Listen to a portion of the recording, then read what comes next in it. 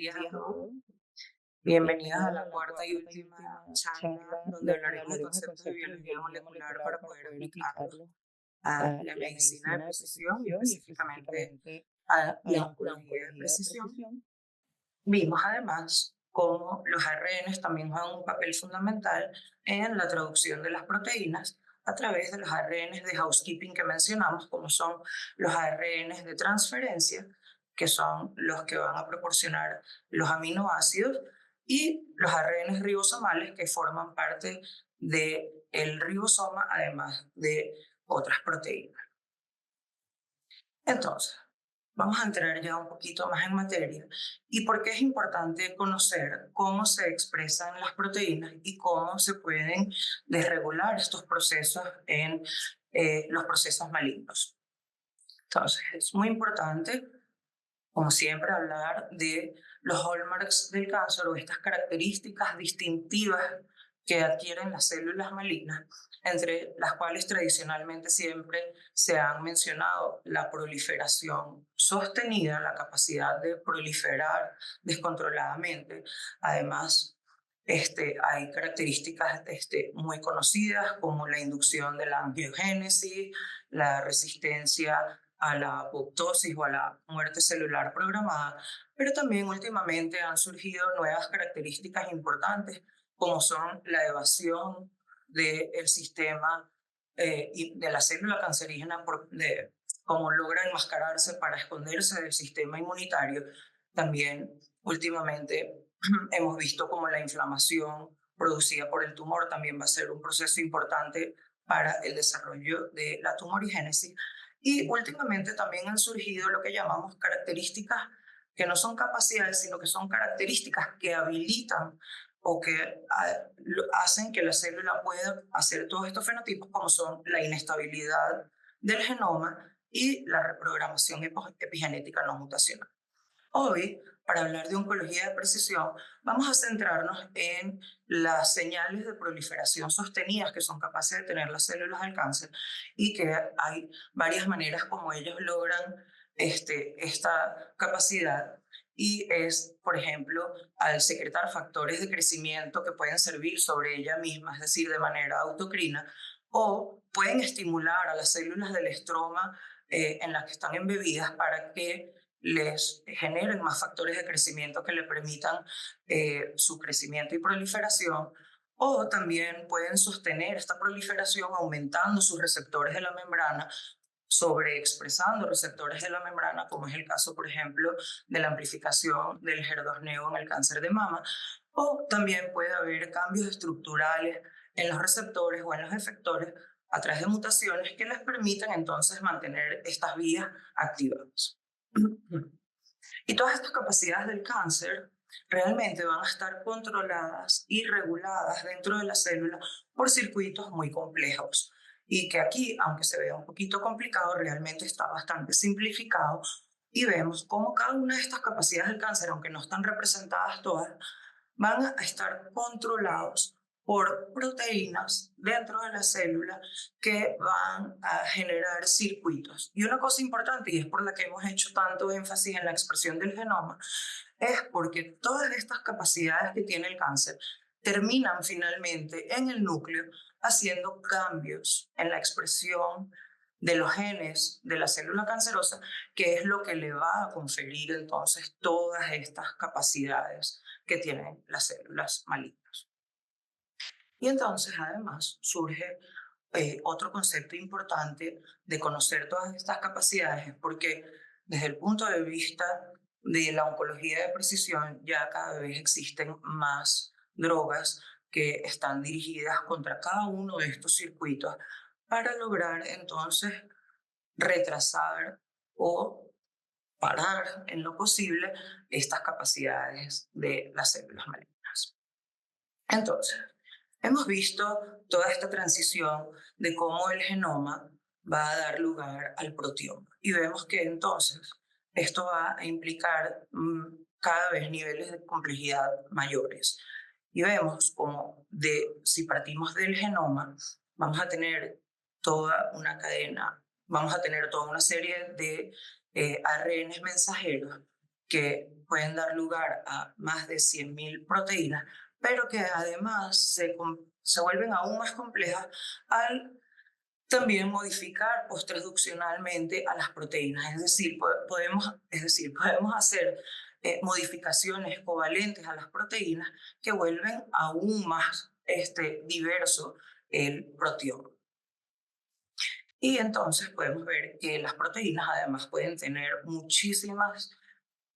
funciones y diferentes estructuras, de manera que pueden ser enzimas, hormonas o pueden ser receptores que están embebidos en la membrana plasmática, etc. Entonces, vamos a centrarnos hoy en las proteínas que tienen que ver con el procesamiento de las señales biológicas. Una vía de señalización o una cascada de señalización, básicamente lo que va a hacer es que las señales que vienen de afuera de la célula terminen en el núcleo para que haya entonces cambios en la expresión de los genes diana. Y entonces vemos como un factor que puede ser una hormona o un factor de crecimiento, se va a unir a un receptor que está ¿Sí? en la membrana Ah, plasmática y por lo general este receptor al unirse con su factor va a tener un cambio conformacional, por lo general a través de modificaciones como la fosforilación, que van a hacer que pueda entonces unirse nuevas proteínas que son adaptadores y de esta manera ir generando cascadas que lo que van a hacer es amplificar la señal que venía del espacio extracelular hasta llegar al núcleo de la siguiente manera. Por lo general, una última enzima va a activar a un factor de transcripción. Y estos factores de transcripción entonces son los que van a ejercer el efecto de la cascada. Es decir, van a activar genes que vienen señalizados por las señales externas. Y entonces al unirse el factor de transcripción, como ya hemos visto bastante bien,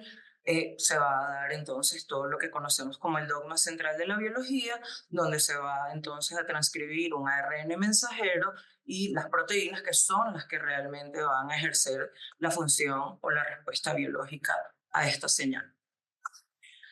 Dentro de estas proteínas es muy importante que mencionemos a las proteínas quinasas que van a inducir estas modificaciones posttraduccionales en otras proteínas. Y las quinasas básicamente son enzimas que pueden fosforilar a otras proteínas usando el grupo fosfato de un ATP y la situación contraria es la desfosforilación por parte de las fosfatasas. Las quinasas entonces van a ser fundamentales en estas cascadas de señalización.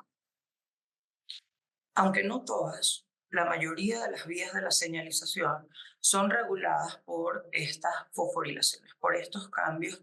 que logran hacer las quinasas en las proteínas. Entonces, por lo general, la señal que viene de afuera va a unirse a un receptor que a su vez va a tener actividad quinasa y entonces va a ir haciendo toda una cascada de fosforilaciones que van a ir fosforilando a diferentes proteínas hasta que finalmente vamos a tener la respuesta celular que, como vimos anteriormente, termina en el núcleo haciendo cambios en la expresión de los genes. De las vías más importantes, y sobre todo en cáncer, vamos a tener la vía de las MAP quinasas, de la PI3K y del JAK-STAT. Importante para que recuerden, las vías de las maquinasas, esta M tiene que ver con mitógenos. Mitógenos quiere decir que son señales que van a inducir mitosis, que van a aumentar la proliferación celular. Entonces ya con eso pueden por lo menos hacer la asociación de que las vías de las maquinasas y todas estas vías en general van a ver aumento en la proliferación y el crecimiento de las células normales, pero cuando están desreguladas también, entonces va a ser descontrolada en las células malignas. Entonces vamos a ver, por ejemplo, cómo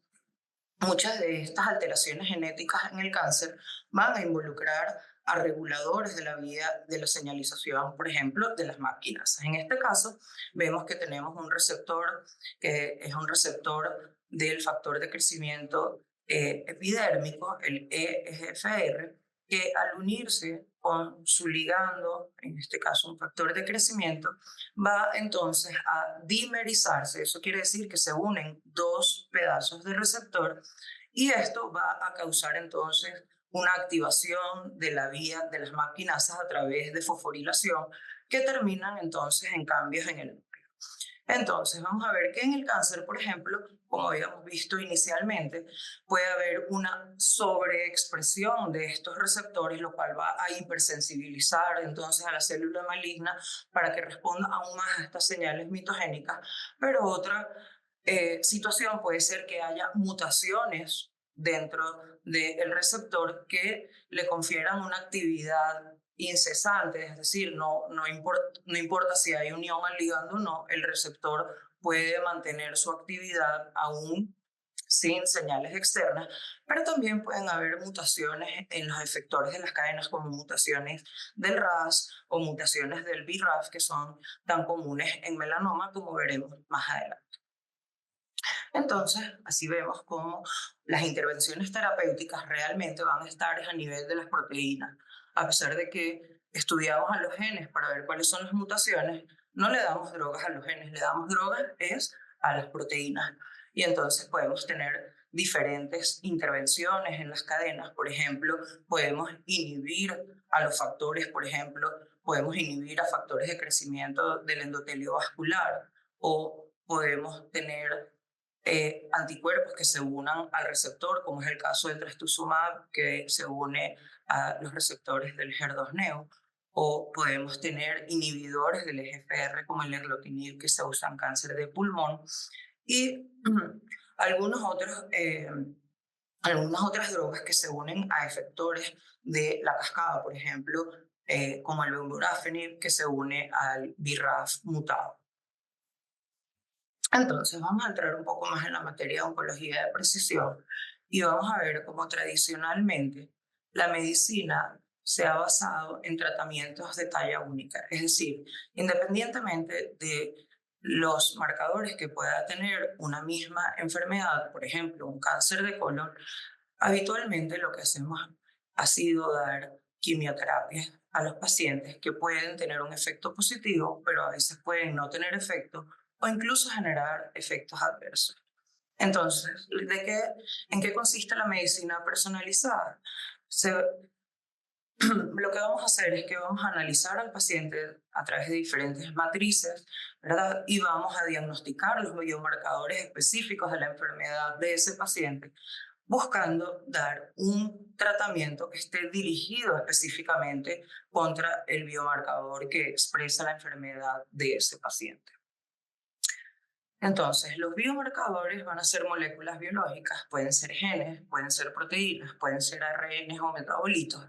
y que podemos encontrarlos tanto en tejido, en sangre o en cualquier otro fluido corporal, y que nos van a dar señales de procesos normales o anormales de una condición o enfermedad. Y lo importante es que estos biomarcadores por lo general van a tener una utilidad o diagnóstica o de pronóstico, o también pueden predecir la respuesta a ciertas terapias o incluso la resistencia a las terapias.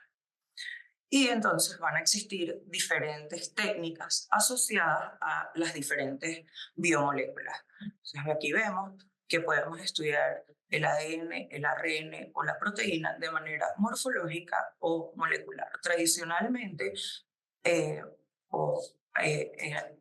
en épocas anteriores, siempre nos hemos basado más en las técnicas morfológicas, por ejemplo, el FISH o el SISH, que básicamente también es una hibridación in situ, pero en vez de fluorescencia es con cromógenos, y la inmunohistoquímica para estudiar la expresión de las proteínas en el tejido. Ahora también podemos estudiar a nivel del ADN o del ARN utilizando técnicas moleculares como la PCR o la PCR cuantitativa, y más ahora técnicas de secuenciación como Sanger o secuenciación de última generación. Y aunque todavía no está tan no se usa tanto, pero ya se están empezando a ver plataformas donde podemos estudiar,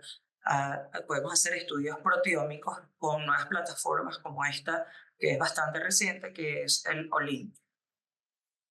Y entonces estas metodologías para perfilar los tumores de manera molecular han ido evolucionando, y aquí podemos ver el impacto que tiene en el manejo clínico. Las técnicas tradicionales como la inmunistoquímica y las hibridaciones in situ nos ayudan, pero realmente ha sido con el desarrollo de las últimas técnicas donde vemos el mayor impacto clínico en el manejo de los pacientes. Y aunque estos son técnicas como la secuenciación del exoma completo o la secuenciación del genoma completo, aunque son técnicas muy avanzadas, su impacto decrece por el hecho de que son costosas y que también son difíciles de interpretar. Pero entonces vamos a ver cómo la medicina de precisión no es algo nuevo, ya que a final de la década de los 70 ya se había aprobado el tamoxifeno en pacientes con cáncer de mama que tuvieran expresión positiva de los receptores de estrógeno, que es el caso del 75% de las pacientes que tiene cáncer de mama. Pero alrededor de la mitad de las pacientes que recibían tratamientos contra los receptores de estrógeno desarrollaban resistencias a los tratamientos. Entonces, vamos a ver cómo se traduce normalmente la señal del estrógeno. El estrógeno, que es producido por los ovarios, puede acceder a las células diana y por su naturaleza lipofílica es capaz de penetrar la membrana plasmática sin necesidad de un receptor. El receptor del estrógeno va a estar dentro de la célula y una vez que se une el receptor de estrógeno con el ligando, que en este caso es el estrógeno, se va a unir a otros receptores de estrógeno que también estén unidos a su ligando y van a hacer una dimerización. Y entonces el receptor de estrógeno va a actuar como un factor de transcripción. Es decir, que este receptor de estrógeno va a tener un dominio que es capaz de unirse al ADN y entonces va a empezar a atraer coactivadores para que se empiecen a expresar los genes que son diana de los estrógenos. Y por lo general, esos genes tienen que ver con la proliferación celular. Por ejemplo, el receptor de estrógeno se va a unir a secuencias de los genes, por ejemplo, de la ciclina, MYC, etcétera, el EGFR, todo esto con la idea de inducir proteínas que aumentan la proliferación celular. Y entonces recordamos nuestro dibujito que tanto hemos visto para ver cómo, si aquí están los factores de transcripción generales, el receptor de estrógeno va a ser un factor de transcripción especializado. Y aquí lo vamos a ver un poquito mejor,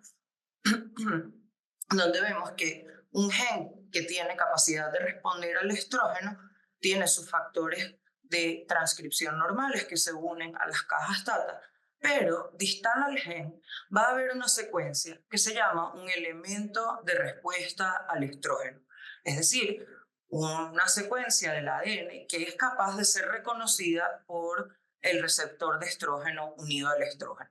Una vez que el receptor de estrógeno se une a esta secuencia,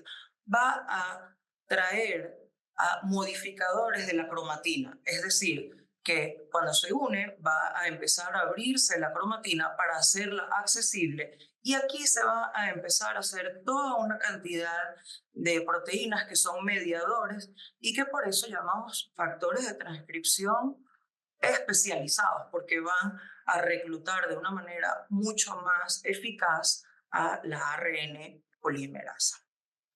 Entonces, ¿cómo actúa el tamoxifeno? Va a actuar compitiendo por la unión del estrógeno en el receptor de estrógeno, de manera que cuando llega al núcleo, si es que llega al núcleo, porque muchas veces el tamoxifeno también impide la translocación nuclear, va a hacer que no se puedan unir todos estos remodeladores de la cromatina y por ende entonces no vaya a haber transcripción de los genes que responden al estrógeno. Últimamente, para que vean por qué hemos estado hablando también un poco de la epigenética, es que si normalmente esto es cómo se media la respuesta a los estrógenos, vemos que el tamoxifeno, al unirse a los receptores de estrógeno, va más bien a reclutar maquinarias represoras y por lo que no se va entonces a formar todo este complejo mediador y no se va a dar la transcripción de los genes. ¿Qué pasa en las personas que hacen resistencia al tamoxifeno? Muchas veces los cánceres de mama que también tienen sobreexpresión del HER2, gracias al HER2 o por culpa del HER2, se va a ver una fosforilación de esta proteína. Y entonces, al estar esta proteína fosforilada, independientemente de que el tamoxifeno esté unido al receptor de estrógeno, se va a seguir dando la transcripción de estos genes. Y eso es importante conocer los mecanismos epigenéticos porque muchas veces tienen que ver con las resistencias a los tratamientos. Vamos a hablar un poquito, aunque es muchísimo más complejo y a cada uno de estos podríamos dedicarnos toda una charla, vamos a ver cómo se podría manejar el cáncer de pulmón de células no pequeñas desde el punto de vista de la oncología de precisión. Sabemos que el cáncer de pulmón es la primera causa de muerte por cáncer en los Estados Unidos y prácticamente en el mundo entero. Y vamos a ver que los cánceres de pulmón de células no pequeñas van a tener muchísimas mutaciones que frecuentemente incluyen mutaciones del P53, del KRAS, del EGFR y toda una cantidad de proteínas más.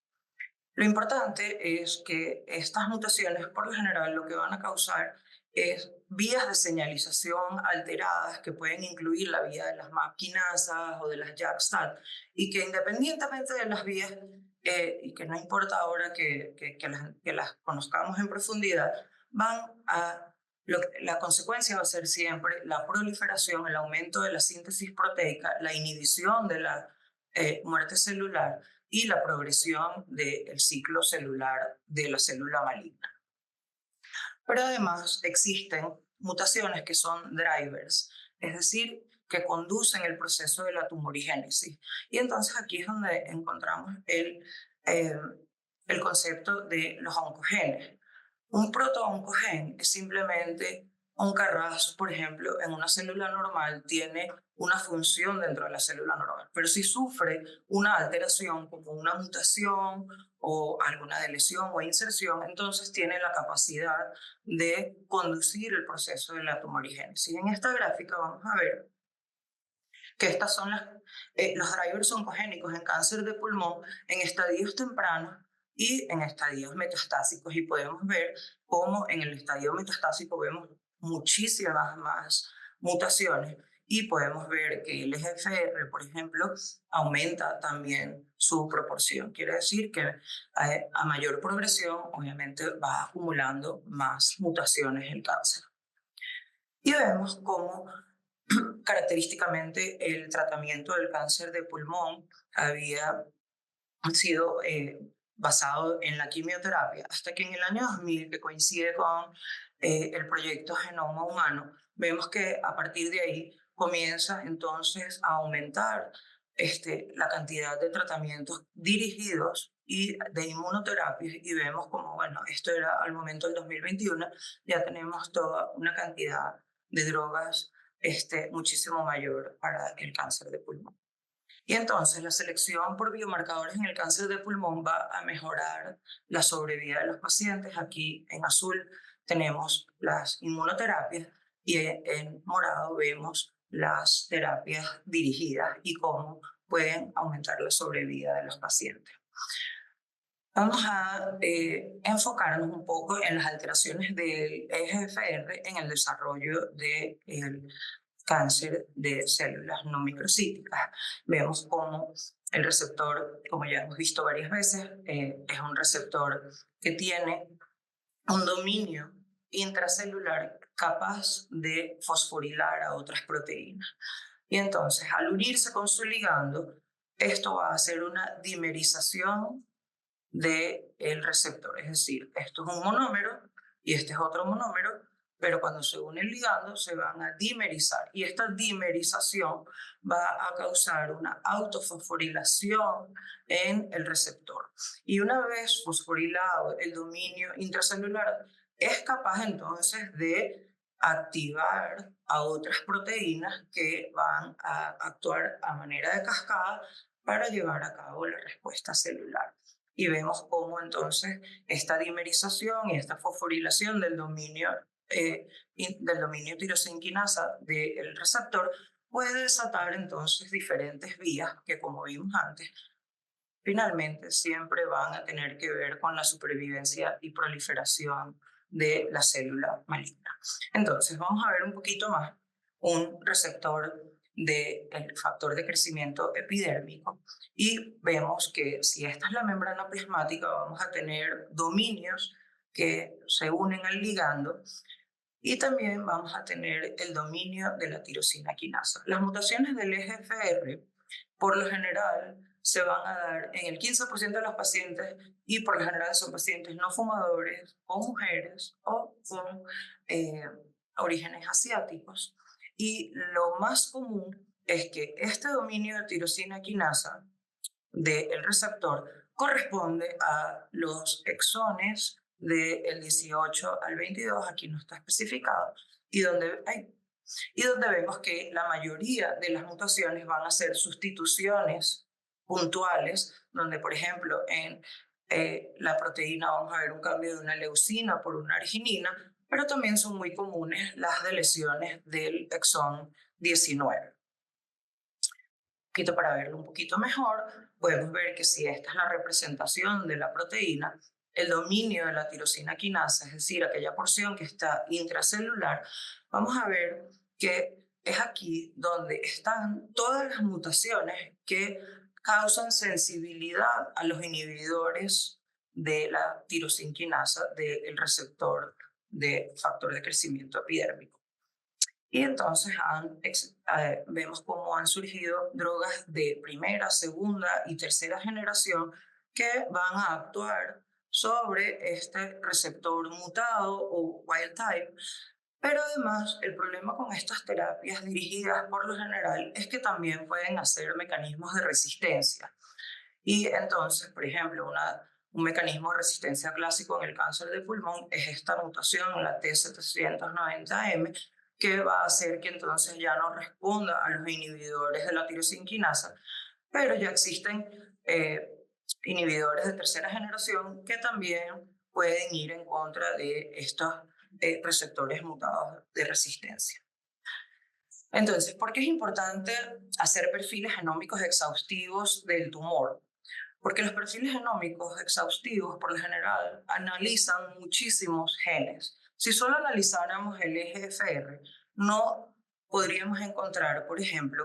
que una mutación del EGFR puede también ocurrir con mutaciones del P53. Si no sabemos eso y damos inhibidores contra el EGFR sin saber que hay una mutación coocurrente del P53, entonces no nos podría, esta mutación podría ser un mecanismo intrínseco de resistencia a los inhibidores de la tirosina quinasa. Y entonces aquí podemos ver cómo un paciente que no tiene la mutación del P53, pero tiene la mutación del EGFR y su respuesta, y vemos que un mismo paciente con mutación del EGFR, pero que tiene una coocurrencia del P53, vemos que entonces la respuesta no va a ser igual. Otro ejemplo va a ser la oncología de precisión aplicada a pacientes con melanoma. Sabemos que el melanoma es una forma letal del cáncer de piel que se origina en los melanocitos y que por lo general la sobrevida media de los pacientes es muy baja si no se trata. Pero gracias a estos estudios que se hicieron en el 2002 y se vieron las mutaciones del gen BRAF en cáncer, se descubrió que está mutada esta proteína en alrededor del 50% de los casos de melanoma. El gen BRAF entonces va a codificar una proteína de 766 aminoácidos que tiene estos exones y que finalmente, vamos a ver aquí la estructura, también tiene un dominio de tirosina quinasa. Como recuerdan, en la cascada, ¿verdad? Si tenemos aquí un receptor tirosina quinasa, el BRAF también va a tener un dominio de tirosina quinasa para poder fosforilar al MEK y el MEK al ERK para que finalmente haya la respuesta celular. Entonces, estas alteraciones genómicas del BRAF en el melanoma, obviamente lo que van a hacer es que van a resultar en la activación o en la sobreactivación de la vida de las máquinas casi todos,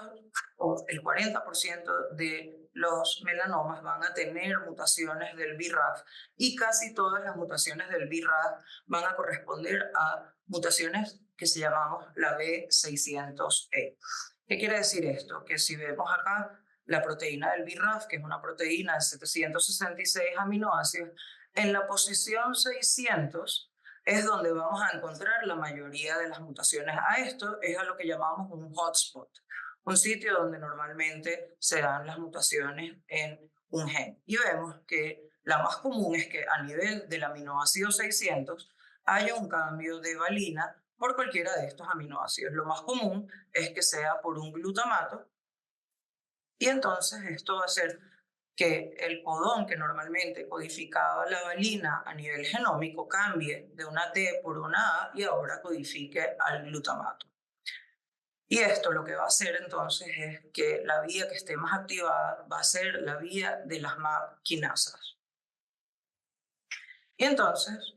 va a haber terapias dirigidas no contra el BRAF wild type, sino terapias dirigidas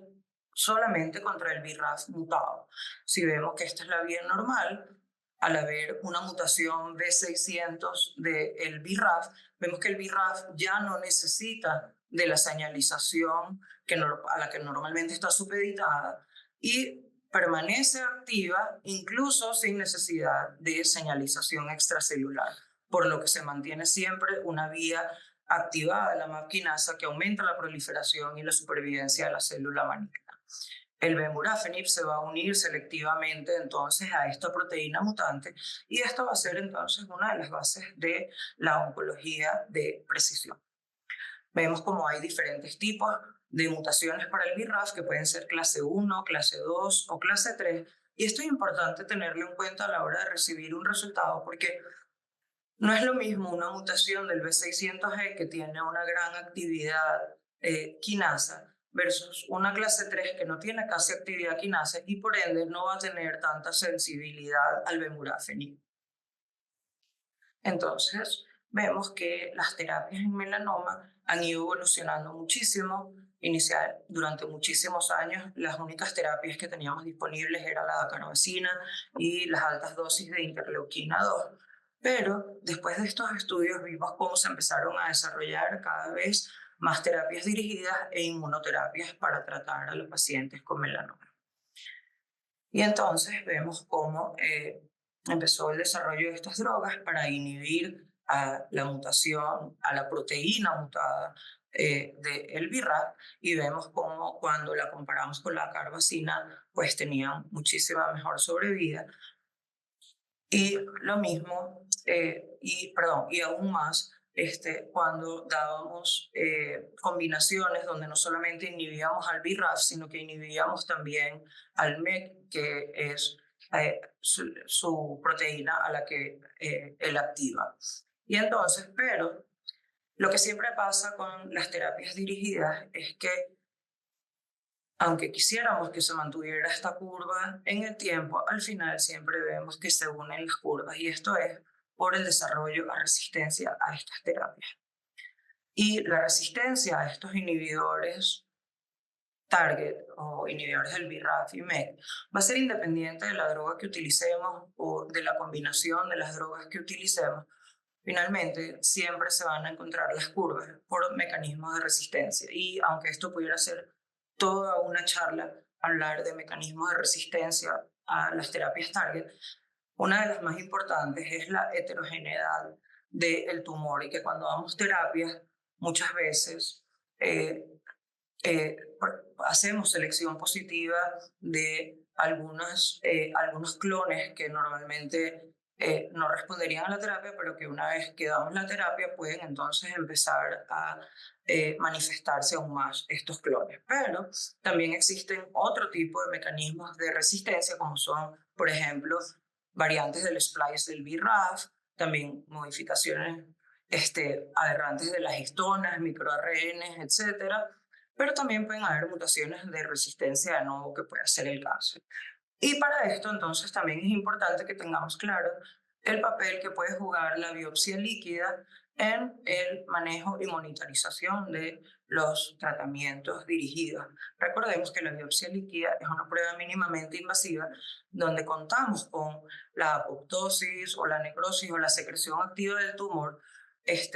en la liberación de ADN libre circulante en la sangre, y que entonces nosotros podemos utilizar todas estas cosas tanto para el diagnóstico temprano, manejar terapéuticamente, pero de manera importante en la actualidad para monitorizar y ver la evolución de ese tumor y la resistencia a las terapias. Vemos acá cómo un mecanismo de resistencia puede ser, por ejemplo, esto es un caso hipotético, donde vemos un paciente que con un tumor y que normalmente vamos a ver de repente uno solo de estos clones, y que se puede decidir una conducta terapéutica que puede ser quirúrgica o cualquier otra, y el paciente remite, pero luego puede haber de nuevo una recaída, y entonces esto puede ser gracias a otros clones que estén apareciendo debido a la resistencia a las terapias. Y entonces la biopsia líquida nos puede ayudar de dos maneras. Una puede ser de manera cuantitativa, podemos ver cuánto ADN circulante de tumor hay en la sangre, o para hacer análisis genómicos de estas mutaciones. Pero además las alteraciones del BRAF no solamente se encuentran en el melanoma, sino que se van a encontrar también en otros tipos de cáncer, por ejemplo, en el cáncer de tiroides, en el cáncer de colon, incluso en el cáncer de pulmón, entre otros. Y con esto entonces es que vamos a hablar de estudios de tipo basket, es decir, donde usamos marcadores agnósticos de la histología tumoral. Quiere decir que sin importar la histología tumoral, vamos a usar un marcador aunque para indicar terapias, aunque no sean, por ejemplo, en este caso, melanoma. Entonces, este estudio, por ejemplo, incluía otras histologías no melanoma, como cáncer de pulmón, cáncer de colon, etc. Pero se vio en este estudio, por ejemplo, que aunque se veía una respuesta en el cáncer de pulmón moderada, no era igual en el cáncer de colon. Esto quiere decir que entonces, independientemente de que la mutación sea común a diferentes histologías, hay que estar pendiente del contexto histológico en el que estamos viendo la mutación o el biomarcador mutante. Entonces, vamos a ver cómo los estudios genómicos nos van a permitir entonces identificar estos biomarcadores, pero que específicamente son accionables y nos van a permitir personalizar los tratamientos, donde además de las mutaciones o las alteraciones a nivel genómico, los perfiles genómicos exhaustivos, como analizamos tantos genes a la vez, también nos pueden dar otros marcadores agnósticos como son la carga mutacional del tumor y la inestabilidad de los microsatélites. Los tumores con una alta carga mutacional quiere decir que son tumores que están haciendo muchas mutaciones por megabase, y esto lo que va a hacer es que entonces van a ser tumores que van a estar secretando proteínas aberrantes todo el tiempo, y estas proteínas aberrantes son inmunogénicas, es decir, son más reconocidas por el sistema inmune, y por eso tumores con una alta carga mutacional van a responder van a responder mejor a las inmunoterapias. Y cada vez existen más alteraciones agnósticas accionables, no solamente la carga mutacional del tumor, sino que ha ido aumentando la cantidad de marcadores que, independientemente de la histología tumoral, vamos a tener una terapia dirigida. Importante ya antes de terminar es que tengamos claro la diferencia entre una patología somática versus una patología germinal. La patología germinal, la mutación se va a dar, viene del padre o de la madre, y por ende la mutación va a estar presente en todas las células del individuo. Y entonces esto es importante cuando queremos estudiar los síndromes de cáncer hereditario. Por ejemplo, síndrome, por ejemplo, del BRCA mutado, el síndrome de cáncer de ovario y mama hereditario, o el síndrome de Lynch, o el síndrome de Li-Fraumeni, entre otros,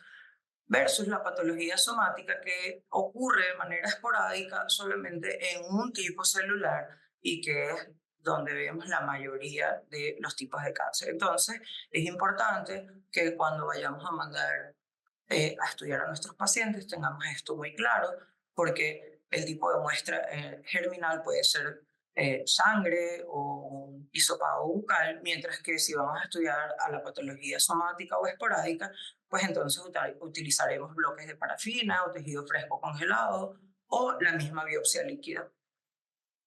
Y básicamente esto ya lo hemos visto en el laboratorio de oncología de precisión. Lo que se va a hacer es una extracción de esa muestra tumoral, ya sea somática o germinal, y se van a preparar librerías para que puedan ser secuenciadas en secuenciadores de última generación y que luego a través de pipelines bioinformáticos son analizadas hasta que finalmente se pueda emitir un reporte oncológico como este, por ejemplo, donde vemos que en este caso hay una alteración del NTRK y que vemos que es patogénica y que equivale y que tiene un impacto terapéutico de nivel 1A, que vamos a ver ahora qué significa eso.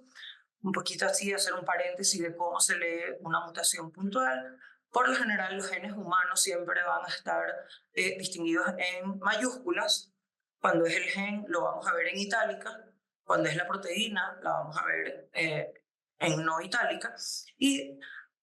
cuando vemos esto a C punto, lo que se refiere es a al ADN codificante. Y entonces vamos a hablar del cambio genómico. Por ejemplo, en la posición 1799 del ADN codificante hubo un cambio de T por A. Y esto se traduce a una mutación en la proteína denotada como P punto, donde se ve que a nivel del aminoácido 600 hubo un cambio de valina por un glutamato. Y entonces, para los niveles de accionabilidad clínica, por ejemplo, estos son los niveles de accionabilidad clínica emitidos por la Sociedad Médica, por la Sociedad Europea de Oncología Médica, donde vemos que hay niveles 1, 2, 3, 4, 5 y X, y cada uno de estos va a estar subdividido y donde y los objetivos de este SCAT va a ser ayudar a los médicos a priorizar las estrategias de medicina de precisión. También va a ayudar a armonizar los informes generados por la secuenciación, a categorizar los niveles de evidencia y asistir en la interpretación y facilitar la discusión en los comités moleculares del tumor. Y básicamente, aunque no vamos a entrar en muchos detalles, vemos que hay niveles que ya los niveles 1 tienen que ver con standard care, que son tratamientos que ya deben de ser dados, pero que también podemos tener otros niveles investigacionales hipotéticos o donde todavía no hay evidencia de accionabilidad. Entonces, ¿por qué es importante que traigamos el laboratorio a Venezuela, específicamente al centro médico donde tenemos planes de abrir el primer laboratorio de secuenciación dedicado a la medicina de precisión? Va a ser porque si actualmente manejamos a nuestros pacientes desde el punto de vista de la oncología de precisión, tenemos que mandar estas muestras a laboratorios en el extranjero y teniendo el laboratorio localmente nos va a permitir tener respuestas muchísimo más rápidas. Vamos a poder controlar los datos de nuestros pacientes y poder tomar decisiones poblacionales y poder, por ejemplo, introducir nuevas terapias en Venezuela. También podemos hacer investigación y formación académica dentro del laboratorio, personalizar los perfiles según las necesidades de los clínicos y de los investigadores. Y de manera muy importante, que me gustaría en algún momento tuviéramos una reunión al respecto, es para la formación del comité molecular del tumor, donde se reúnen patólogos, radioterapeutas, biólogos, genetistas, etcétera, para poder hacer un manejo integral de los pacientes desde el punto de vista de la medicina de precisión. Con esto quisiera terminar, así que muchísimas gracias por su atención.